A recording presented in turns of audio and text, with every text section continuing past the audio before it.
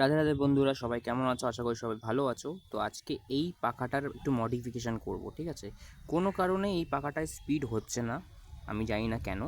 তো যাই হোক, এটার মধ্যে 9 ভোল্টের কার্যকলাপ সমস্ত কিছু লাগানো আছে। তো এটার মধ্যে আমি এই মোটরটা লাগাবো। তো এই মোটরটা দোকান থেকে যখন এনেছিলাম, ওরা আমাকে বলেছে যে 5 ভোল্ট থেকে শুরু করে, মানে 4 ভোল্ট থেকে শুরু করে 12 ভোল্ট অবধি চলবে। আমি কোনো রকম কোনো পাকামো করার চেষ্টা করব না, কারণ এই মোটর নিয়ে আমি আগেও কাজ করেছি।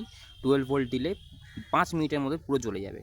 তো নর্মালি আমি কি করেছি, 9 ভোল্টের ব্যাপার-স্যাপার খুলে শুধুমাত্র 4.2 ভোল্টেই এটা চালাচ্ছি, মানে সিঙ্গেল একটা ব্যাটারিতে, মানে দুখানা যে ব্যাটারি ছিল, তো ডবল ব্যাটারিটাকে আমি প্যারালাল করে নিয়েছি, কোনো রকম কোনো সিরিজ কানেকশন করিনি। এবার দেখো স্পিডটা, দেখো।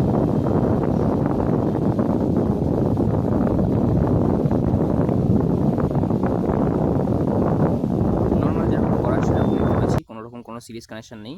ভালো লাগলে অবশ্যই লাইক করো।